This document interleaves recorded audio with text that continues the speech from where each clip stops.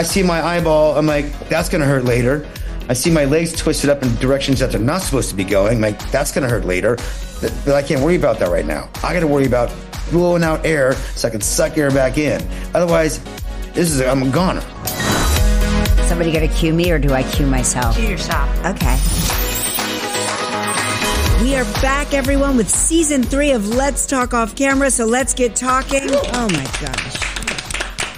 I don't know how you're doing it, Jan, but I mean, today's guest, Jeremy Renner. I know, we're killing it. We are crushing it. He's like a real Avenger. This is a big deal. I know. In my house, this is a big deal. Big deal. Very big deal in this house. Big deal in this house. Not just on screen. In real life, this man is a superhero. He's a 2-time Oscar nominee and one of Hollywood's greatest actors. You've seen him in The Hurt Locker, The Town, Mission Impossible, The Mayor of Kingstown, and of course, as Hawkeye in the Avengers universe. Wow. But he had this horrible freak accident in 2023. The fact that he survived is extraordinary, miraculous. I mean, there's not enough, superlatives to sort of actually say what it was. It was just like... Yeah, unbelievable. Just unbelievable. Makes you believe in something else. But I think it's changed his perspective on life, certainly. Changed my perspective on life, and it didn't happen to me. Yeah. But he's sharing his story now in the new book, My Next Breath. Yeah. I mean, so many potential titles for this story. Yes. We're going to get into all of that with him in a minute, but before we get to that, Jan Albert, the people of the universe, particularly particularly the drive home crowd. Yes. They want to know what's new with you two. No, this weekend. So I immediately thought of you. Someone emails me over the weekend, a work-related thing. I reply to the email and I get their out of office. Oh, and how much did that irritate you? It irritated me, but it reminded me of your irritation. Yes. But then I was thinking, I don't remember emailing you on vacation and having my out of office on at the same time. Well, it's only happened every time, so I can't actually narrow it down to a single time because it's every time. So you will send me a work email while I'm on vacation, and I respond to your work email, and I get your irritating, I'm out of the office on vacation celebrating Flag Day. Celebrating Flag Day. That's annoying. I'm going to add that into that's my annoying. next one. So annoying. I've tried. There has to be a way to eliminate people from your out of office replies, and I've tried. Try harder.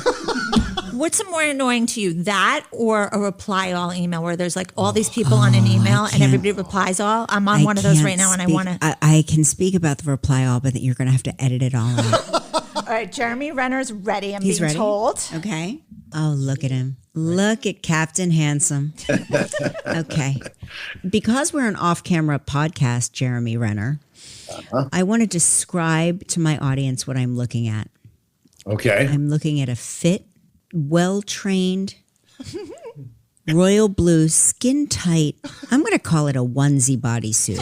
I don't know what's going on the bottom, but in my mind, it's a onesie bodysuit. Zip up. It zip ups. It snaps in the crotch, Jan. Snaps in the crotch. He's sitting on a leather club chair. And I don't mean the shitty kind, Albert. No. I'm talking about, this is high end. This is the stuff you find in a Parisian market. Behind him is a stone fireplace, probably that he made himself. Is this a rental house? Yeah. I'm in Pittsburgh at my friend's house that I rent out when I'm filming Mayor of Kingstown. And okay, so is it season 4? Yes, it is. And Edie Falco joined this season? Yes. Yeah. So this, also kind of, excites things a bit, got some new players, and Edie Falco is awesome. She's such a great gal. She's a singular person. She's just really special. I love her so much. So it's been really great to work with her and spend time with her, man. It's pretty awesome. We're going to get into your book, which Jan and I thoroughly enjoyed. And there's so much to unpack.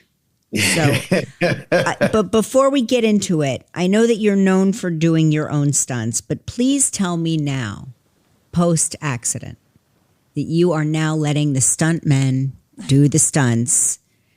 because if it's one thing we have learned is that you are a national treasure and we don't want anything else bad to happen to you. What I do is I listen to my body. My body is the director that leads the charge. So if I can do it, my body lets me do it, then I do it.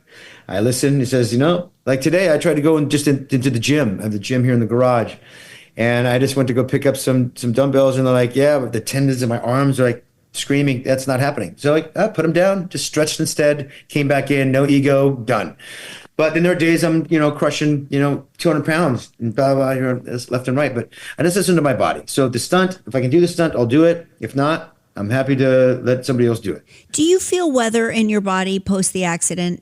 Can you tell when it's going to rain or when it's going to snow, that kind of thing? I know when, certain weather sort of sucks more, know? Yeah. Well, I think, there's less blood flow. When there's less blood flow, there's less healing, and more inflammation can take place, more stiffness, more discomfort. And that's the only thing that I battle on a daily basis. Jan and I were talking about the alternate choices for the title of your book, because My Next Breath is a great title. Yeah, obviously. Thank you. It's a great title. But we were thinking Not Today, Satan, Nice Try, Motherfucker. We had like lots of alternative titles that I think would also apply. Can you take me back to the moments right before the accident, and then we'll get into the accident? Okay. It's New Year's Day. It's 2023. Yes. It's day one. All things are possible, right? Yes. Yeah. The sun came out after a gnarly 3-day storm that dumped, a good 10 feet of snow. And we were snowed in without power for like 3 days. And we had like 25 people in my home celebrating, post-Christmas up into New Year's. We do it every year. And we had a break in the storm. There was another storm coming, but at least we had New Year's Day, bright and sunshiny. Nothing better than after a bunch of snow being dumped and the sun coming out. Yeah, beautiful. It's to me, if there was a heaven, that's what it would look like. Right.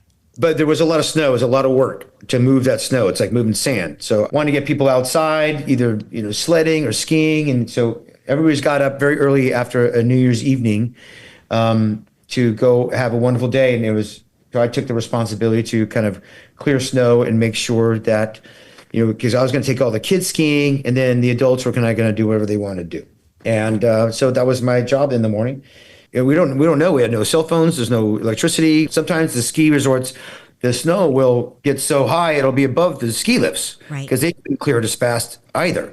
So we didn't know if the ski resort was open, but at least we can make the attempt and see. Like, look, we're going to want to play in the snow. Yeah, we got our gear on. We can do anything. Yeah, we're going to do something, right? So whatever it was, I was going to, if that was closed, then the mountain was closed, then I would just make ski runs or sledding runs for the kids to go down with a snow cap. That was kind of the intention. That was the day, and we got up early to go sort out the chores. And I had some help with my nephew and a couple friends to help, because it's a massive, massive undertaking. So explain to us what a snowcat is, us city slickers. I'm like, a snowcat, is that an animal or? Yeah, right. Exactly. It's a if they use them at ski resorts to cut trails, to move snow, to throw snow, but the shape of it is very wide, and it's about 16,000 pounds, 20,000 pounds, anywhere between 16 and 20,000 pounds, and it's like a tank. So it operates like a tank or a skid steer, which means it you don't really steer it. It kind of the tracks roll in opposite directions or at the same time, going forward, back, but you can turn in a circle on that circle on the dime. So it's pretty nimble for a big machine, and it's wide. It's got these steel tracks on each side. They're about probably like 5 feet wide on each side, and a set of tires rolls around. These tracks roll around these set of tires on each side to control it going forward and back. It's wide so it doesn't sink into the snow. So that's basically what it is, and I use it it has a big steel blade on the front of it to scrape the snow off the road and push it off to the side. Some of them will have a snow thrower on top of it, so it'll just throw snow 40 feet in another direction to get out. Again, you have to move mass. So they're used to move mass typically, and they can float on the snow and be very gracious and nimble as pieces of machinery. You've used it 1,000 times. Like I've used it 1,000 times. You I know have it two. like the back of your hand, this thing. Yeah. Right. And so how did things go so wrong? How does your nephew Alex come into play? What happens? My driveway is about a half mile long that I always have to maintain anyway with the snow. So used to doing that. So a lot of vehicles got stuck on that driveway. A lot of snowmobiles even got stuck. There's a lot of things were in the way. So I had to clear those out first to kind of move some of the snow. But we got towards the end, and there was only one truck that was stuck. And we went to hook that up and pull it out just like a tow truck would. Just hang a chain on it and just yank it through the snow up to a place that was not so buried in snow. And that was the last sort of task we had to do. And as we did it, pulled the truck out with Snowcat up to the part of the residential area of the neighborhood that I live in that was already plowed. It was just ice and asphalt. So we pulled the truck onto that, unhooked the truck from the Snowcat. I turned the Snowcat around and then went to talk to Alex to see what the next plan was, because we saw that the roads were closed, and that meant the ski resort was probably closed. Mm-hmm. Let's just, we're just talking about like what we're going to do now that at least the driveway's cleared out, but it was still very, very slippery on that driveway where we were parked. And then we started skidding towards him, couldn't really see him, and tried to keep getting back. I had to get back out onto the tracks, to stand on the tracks of this thing to talk to him, because you can't. The machine's loud, and just the situation we were in.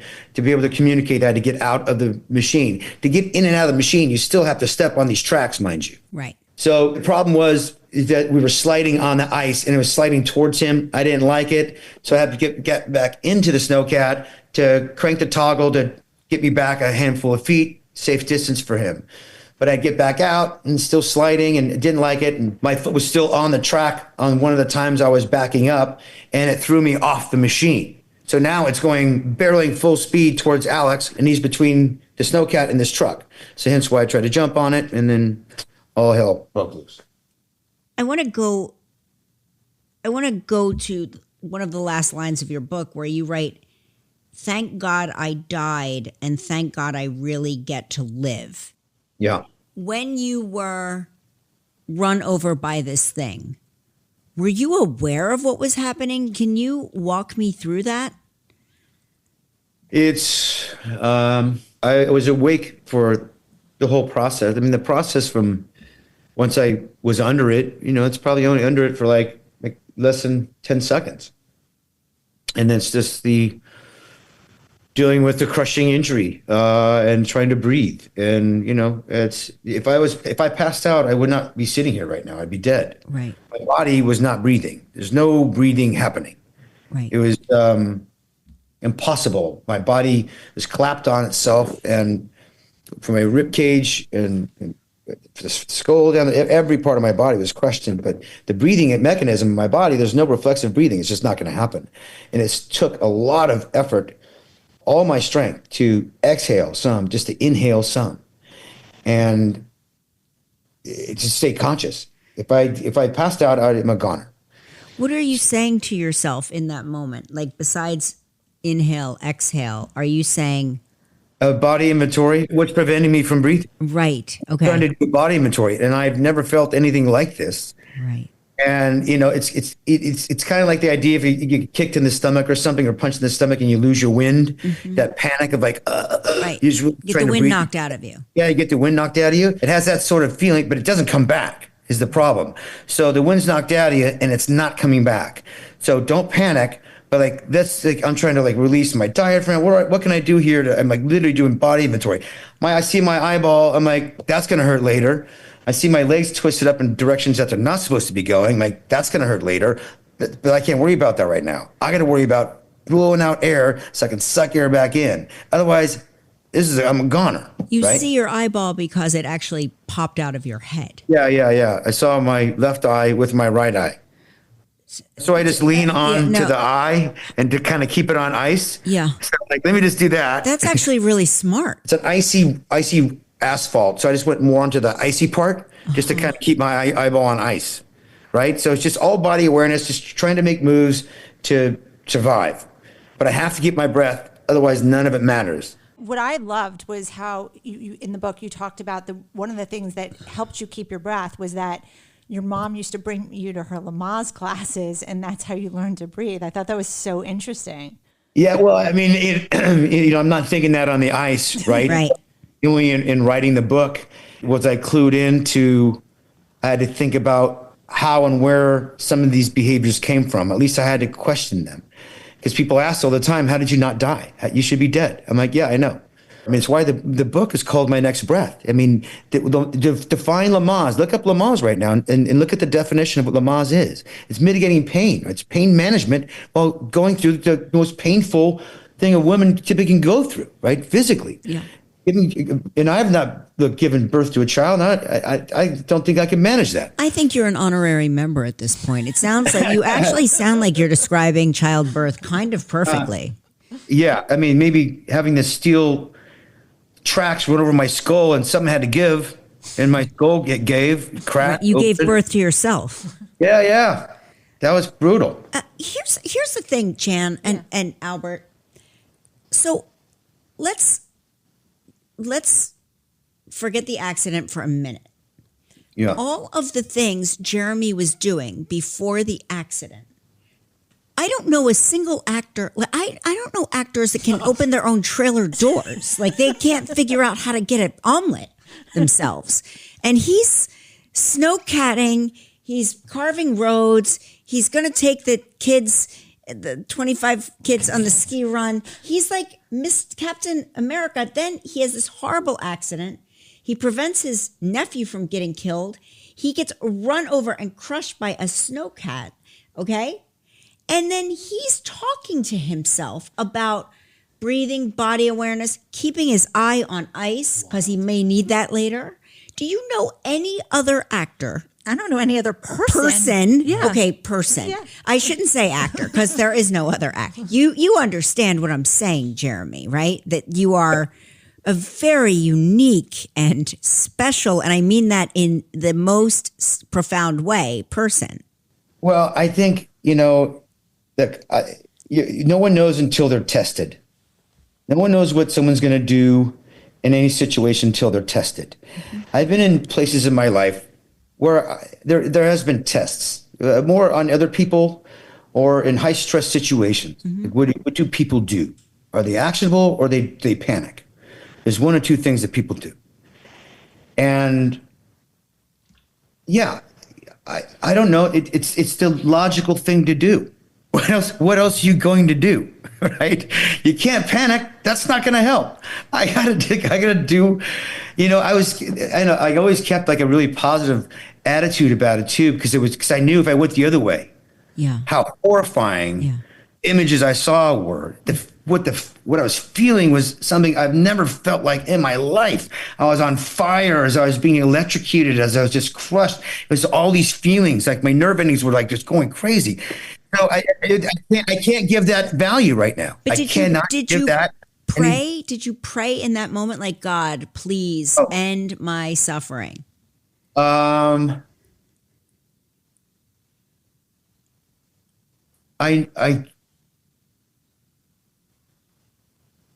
may have like had a quick thought on that. Yeah. But it wasn't until later, probably closer to when I died, because the ambulance and fire department, first responders couldn't get there for a good half hour. Oh my God. Oh God. So that's a long time to really suffer. And they brought relief for sure, but I died before that. I died before they got there because I got too tired of breathing. I just ran out of energy. I just got tired. And then my positivity of like, I still thought I was going to get up, work out this cramp, walk back to the house and say, hey, we're not going skiing today. Uncle Jared's just got to work out this cramp and get some ice in the eye, get the Epsom salt in the bath. I'm going to be fine. Like I still thought that, you really had that thought process. Like, all throughout. This is just a flesh wound. Maybe I'm not going to walk back. Maybe I'm going to have to like snowmobile back to the house. And then I got less optimistic as the minutes went by. Now it's a half hour, like 25 minutes into it is when I just got too tired of breathing, and then I stopped breathing. So you stop breathing, and what happens? Like, people have near-death experiences. They talk about the light going into the white room. Sometimes they see people from their past. Did any of that happen to you?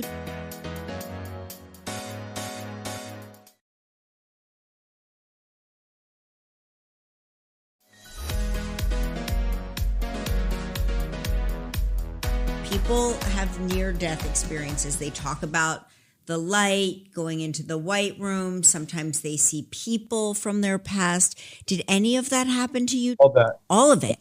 Yeah. I didn't know. It's really interesting, too, because I was very insular. I knew nothing about near-death experiences, had no experiences of it or anybody else that did it. But this is it's a big thing. There's a lot of research done on it. And fascinating to me, the confirmations that I received just by listening to other people's stories and how similar they are, almost word for word, experiencing all the same thing. A lot of confirmations that I got from it, and things I believe, and then, it's a great relief is all I can say. It's a wonderful, wonderful relief to be removed from your body. You felt peace, right? You felt happiness. Oh yeah, it is the most exhilarating peace you could ever feel. You don't see anything but what's in your mind's eye, like you're the atoms of who you are, the DNA, like your spirit is. It's like it's like the highest adrenaline rush, but the peace that comes with it, it's magnificent. It's so magical. And I didn't want to come back. I remember, and I was brought back, and I was so pissed off. I came back. I'm like, oh, they pulled you only back. Gone, I think probably it doesn't matter if it's 5 minutes or 2 minutes or 10, but I come back and I saw the eyeball again. I'm like, oh, not the eyeball. It's still here. That's still here. I'm like, oh shit, I'm back. Saw my legs. I'm like, yeah, that's gonna hurt later. I'm like, all right, let me continue to breathe. Did you talk to anybody when you were gone? You don't need to. That's a human experience. Yeah. Time is a human construct. Right. It's useless. Not linear. It's not how it exists. It's just like the most remedial version of your spirit's existence is being on Earth. This is so remedial. Language and all these things and blah, blah, blah. Like, it's all knowing, all experiencing all at the same time, all at once. So you have a totally new perspective and viewpoint on life. I mean, you must now. Now you certainly must. I mean, it's a great confirmation, It's a great confirmation. And it makes me, a man that didn't want to come back, really be able to be back here and live it on my terms, as the captain of my own ship, and get on it or off it. I don't give a fuck. I'm going to live life on my own terms, and for nobody else. Very clear. The white noise is ripped away.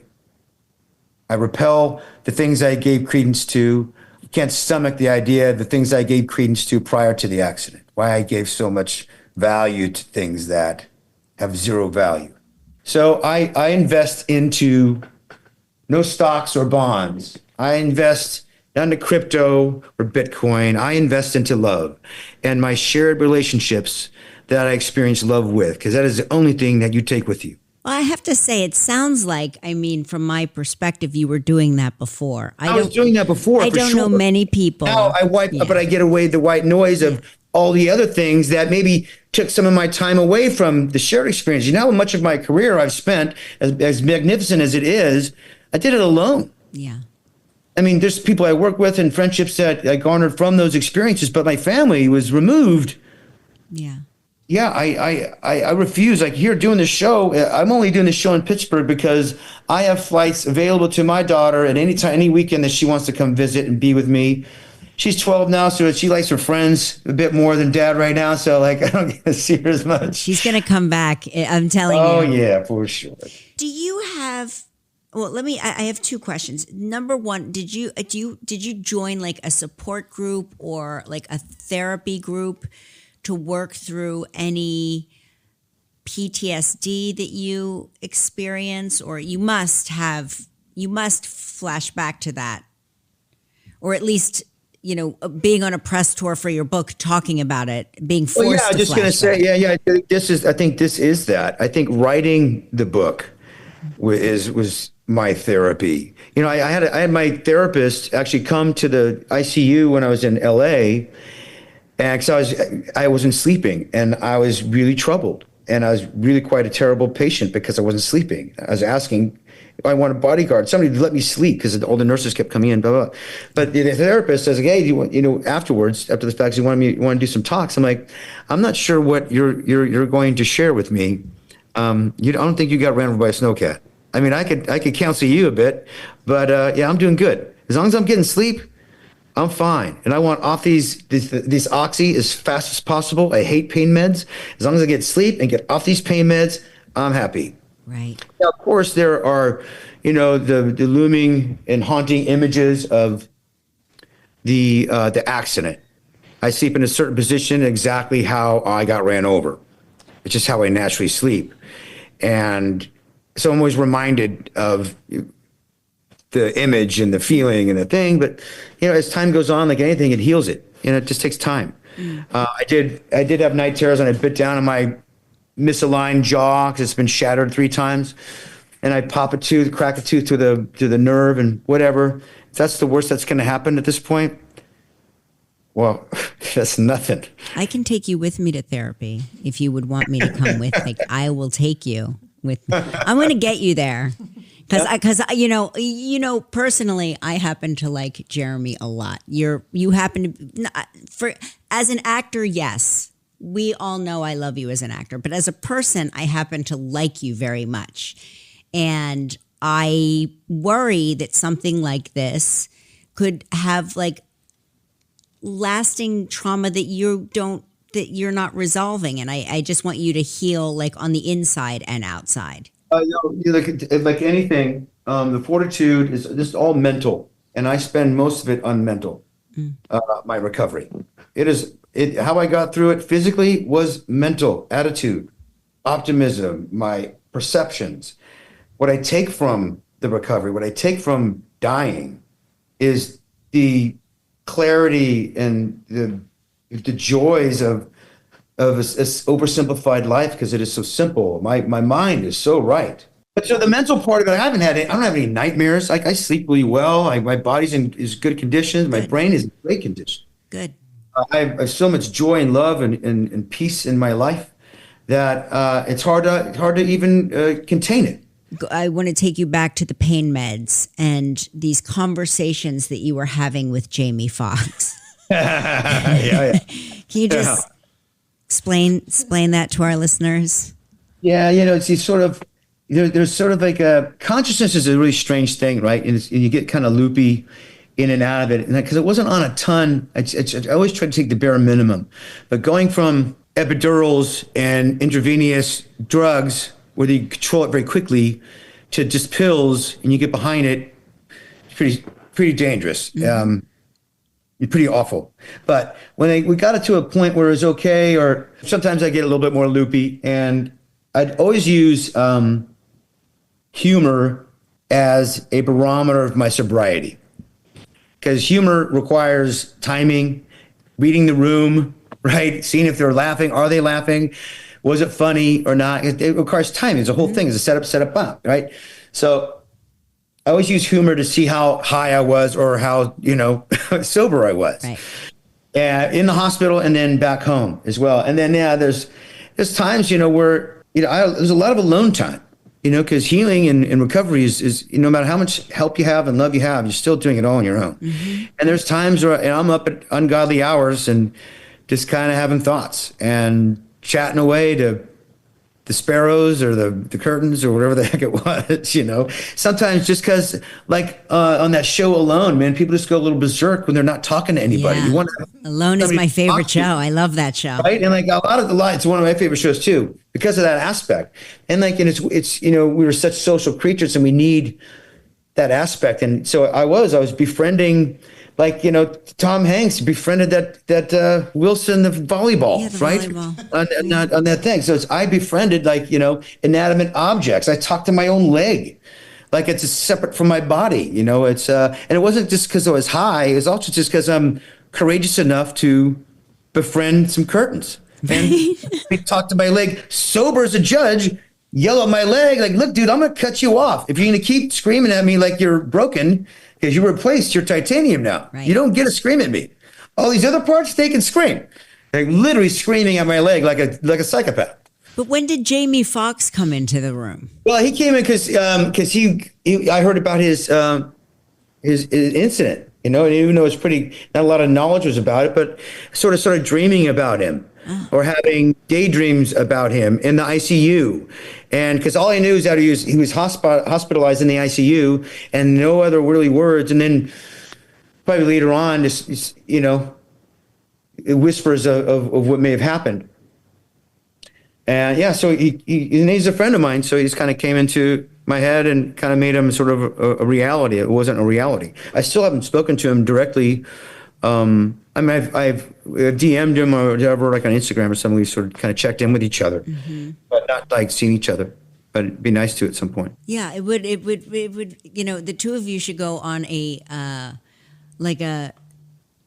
I don't know how it would a talk like a speaking circuit about surviving, you know, tragedies, surviving things, because I'm guilty of this, and I do this for a living, but I'm guilty of this as assuming that because somebody has, like, they're at the pinnacle of their career and that they are at, you know, a Hollywood event or they look great in the tuxedo on the red carpet, I assume that they have no problems and nothing bad ever really happens to them. They're infallible in some way. And then when reality hits and life happens, it's shocking. It's a shock that something could happen to people that seem so untouchable. Does that make sense?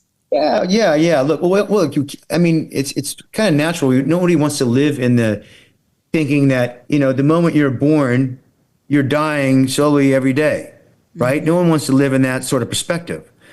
You know, how about we're living every day and then eventually you die and think, oh shit, we all know we're going to go, right? Yeah. So let's go live life to the fullest as we can and live as honorably as we can. And, you know, try to live in a different perspective. So it is always a shock especially if it's, you know, no one's getting ran over by a dang snowcat, dude.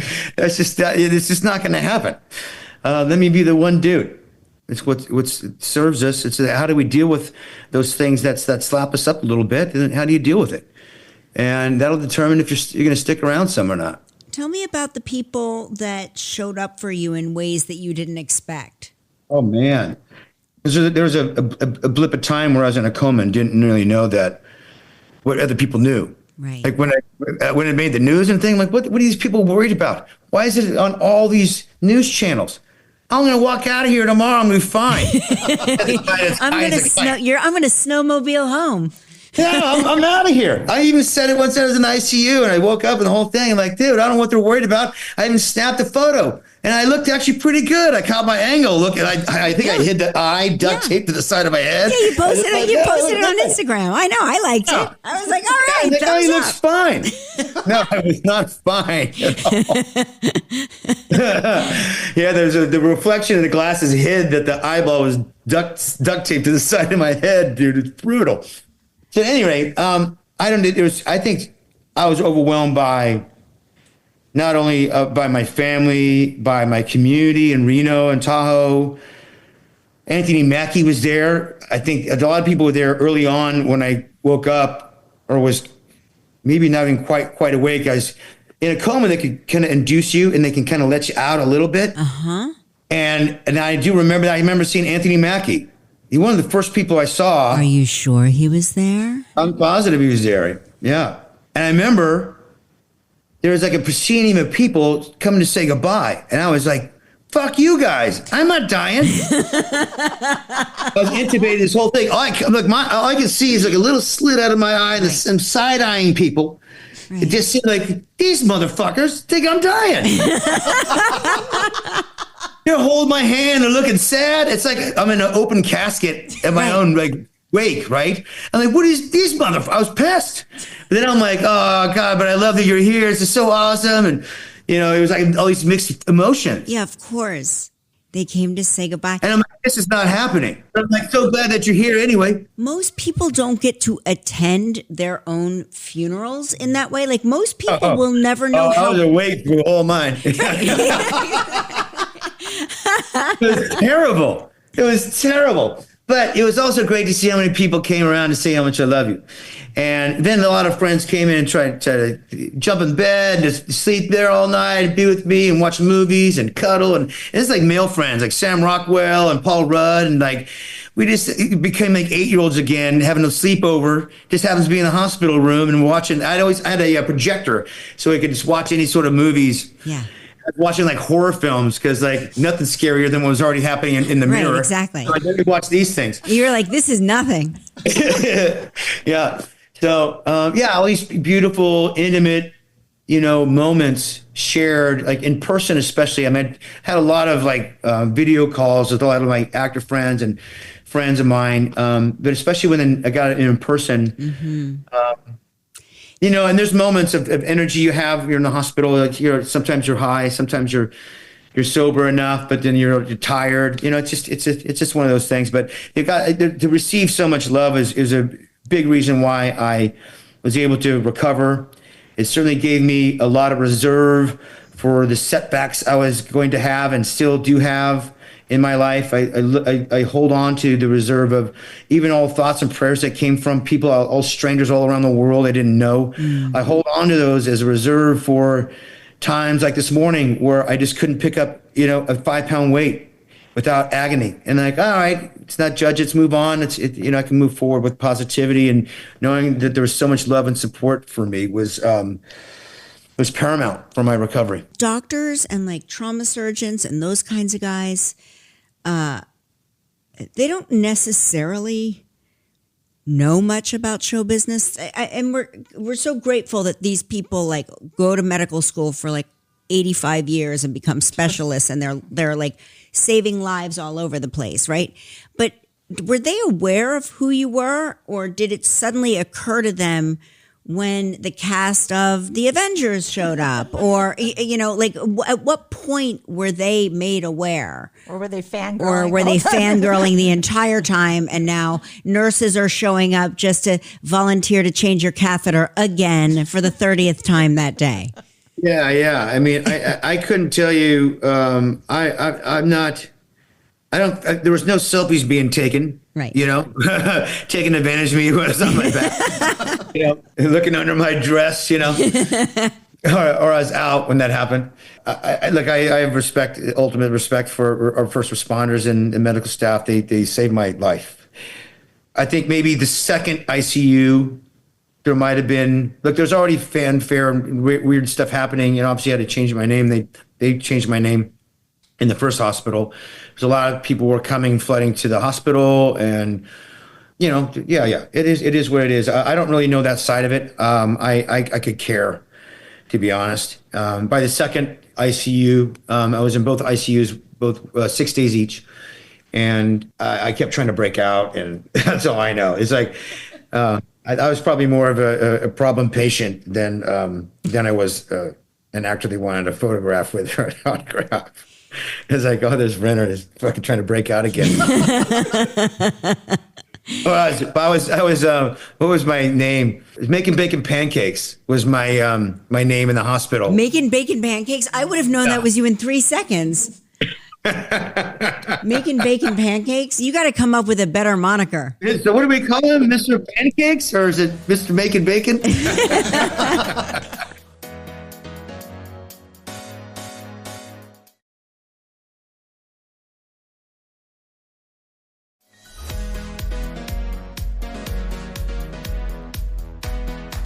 How has this experience, Jeremy, changed you as a parent? I would assume that I already know that you're a very extraordinary and involved father, but how has this sort of changed the way you look at your daughter? Again, I think not a lot of things really changed. I think I received a lot of gifts from the incident I don't think much has changed. I mean, I remember not being the greatest parent in the first few weeks. I couldn't do anything for my daughter. I actually had to make her the parent. And I told her that. I'm like, you got to help me. I have no use of my arms and legs. I need you to be my arms and legs now. Can you do that for me? Mm. She said, yeah, Dad, I can do that. I'm like, all right. Well, look, if you do that for me and you wait for me, I promise you I'll get better. I'll get faster. I'll be stronger for you. And I can be the dad that you know you can jump on and we can run around and do all this stuff. But if you wait for me, promise to wait for me? Yes, Dad, I'll wait for you. I'm like, all right. And I'm going to get better. You watch. And then I wasn't a parent to her for a while. You know, that's me parenting her, giving her perspective, helping her shift her fear into actionability, giving her tasks to be my arms and legs, right? To not swim and wallow in this, how bleak I looked and green I looked and pretty messed up I looked. My mom was back in my head. Oh, that's good. I was back in the head. I could see out both eyes. It was rocking. It's like a miracle. It really is. Yeah. It really is. And the eyesight is actually better now, too. Wow. How is that possible? Yeah. Pretty awesome. It's unbelievable. I feel like you're in better shape now than you were before this accident. Yeah, probably. Yeah. Definitely. Look at Jerry in his blue onesie. Come take a peek. He's got muscle. I mean, he looks incredible. Wild. He looks incredible. He's like the $6 million man. Can I just do a quick shout out to your neighbor, Barb? Because Barb. that's who I was the most touched by in this story. And if she wasn't there, I don't know that you would have survived. No, it was. I mean, it took, probably 150 people to get me to live, man. From Alex to my neighbors that threesome with Alex holding my arm that ultimately lifted my rib cage off of my lungs, suffocating myself. That I said, hold my arm here. Oh, I can breathe there. And then her doing her thing to stop the bleeding out of my skull. And then Rich having been 20 minutes on that 911 call to get them safely to my house. Which, if you listen to the audio version, you actually hear the 911 calls. But thank God Barb was trained and was medically trained. Like, what are the chances of that? Yeah, dude. I mean, what are the chances of any of this? You know what we need to do? This is like a cautionary tale. We need to find out who our neighbors are. Like, I know my neighbor down the street here is a dentist, but that doesn't help much if the shit hits the fan. You know what I mean? It's wild. We gotta get better neighbors. That's right. We gotta get neighbors, yeah. We got to move to Jeremy's neighborhood. That's the neighborhood. We want him as our neighbor. Well, first of all, he can build us a house. He can do all sorts of things, and he never panics, which is a miracle. I want to talk to you about Camp Renovation. Can you tell me about it? It's sounds like such an incredible experience for foster kids. Yeah, it's pretty amazing. It's one of the main reasons I was brought back, I believe, coming back. And then we had the Renovations television show, right? The docuseries, which is similar to what the foundation is, but it's what's springboarded into the actual foundation. And once I released the TV show, I didn't want to do another season. It was going to be too much effort. I want to be a little bit more boots on the ground and effective to the foster youth. Mm-hmm. And I knew foster youth. I've been working with foster youth for many, many, many years, about a decade. But because my sister worked at DCFS and one of my best girlfriends in Reno, and it's in LA, and the best friend in Reno, she also works for CPS, with Child Protective Services. So I'm very invested in foster youth, and because they just get this terrible end of the stick here. And so being able to grab these two badass women that work in that field and then bring them into the fold of this dream I have and my access to kids, being a Hawkeye superhero and all these sort of things. I really want to have access to kids. It was a great, wonderful way. It's why I thought celebrity is awesome, because I hated celebrity prior, but now I'm using celebrity in a really, really positive way. And it makes me feel good about being a celebrity now. And being able to have the real effect for these kids and give them continuity and consistency and opportunities that they deserve. It's the future of our planet. Why is our education system so broken? Why is we are not investing in our youth, for God's sakes, is beyond me. So I don't worry about that problem. I just worry about my community, and I'll change the lives of these kids in my community, at least one child at a time if I have to. And I used to think at such a macro level, like education and all these other things, and it's fruitless. I can't. I just get you come up against so many brick walls, but starting a community in a micro level, you can have a real effect. And we've seen it already.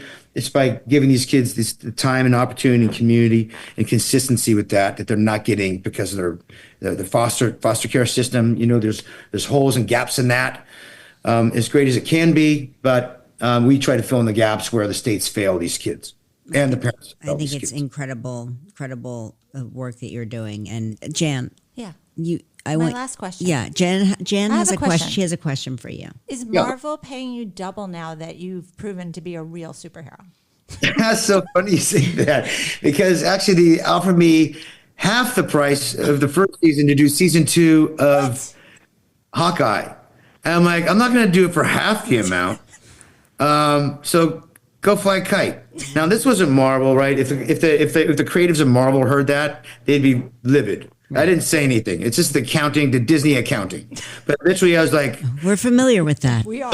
We're very familiar. Not only was I insulted, they're like, look, it's only for 5 months. I'm like, no. So I'm not going to do it for half the amount, for twice the amount. Double. We're your agents. Double. And it's really upsetting. It's really upsetting that I had to argue and fight for myself and my worth. I'm like, I didn't even ask for any more money. I said, I'll do it for the same price. Like, no, you can do it for half. I'm like, no, I'm fine. I'll stay with my daughter. Jan is going to agent this for you. Jan is you don't even understand. Jan, I'm offended by this whole Jan is offended, and now she's on a mission. But I walked away not insulted. Initially was insulted, but they just made an easy decision for me. I'm like, all right, well, because you have different constraints or whatever, you have your problems at Disney, whatever your thing is, that's fine. I mean, I love Disney and I love working with the Marvel. It was just the coldness of I wasn't a person to them. I wasn't a person that went through a traumatic experience. I wasn't someone that I've helped them made billions of dollars. It was just sort of, I discounted as a binary, a 1 or a 0 thing. And that doesn't feel good to me. I don't think it feels good to anybody to be reduced to a number. So I let that go. And I said, wait, all I have to do is say no, even though I want to do the show.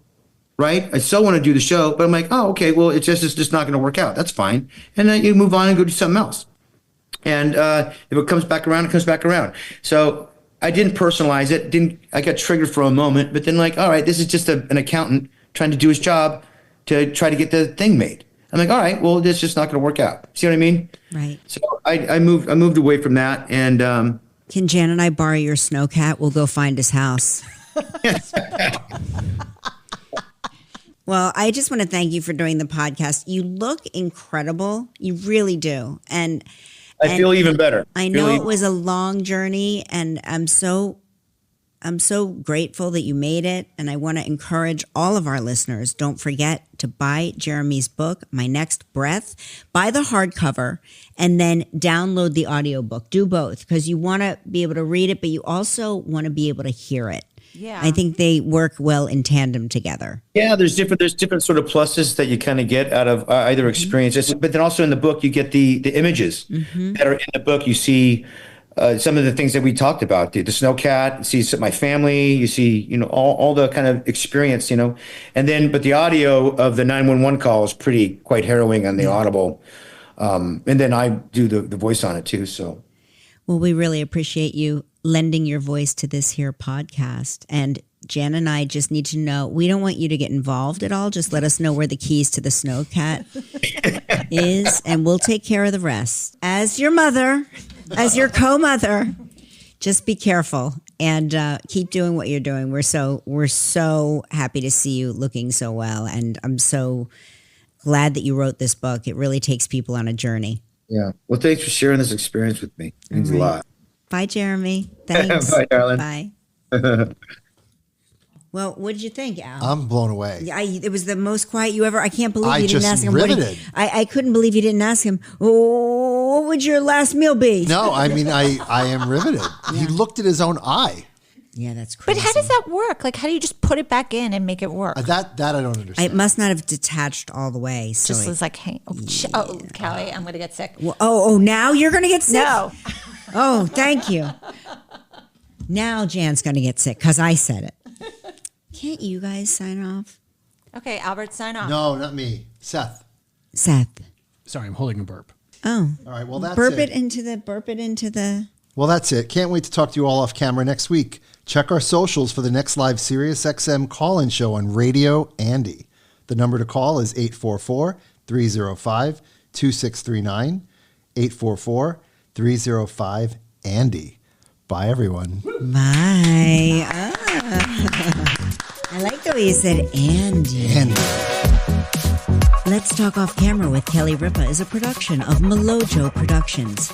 From Melojo, our team is Kelly Ripa, Mark Consuelos, Albert Bianchini, Jan Chalet, Seth Bronquist, Roz Therian, Devin Schneider, Michael Halprin, Julia Dash, and Team Radio Andy, Lisa Mantaneo, Scott Marlowe, Jake Getz.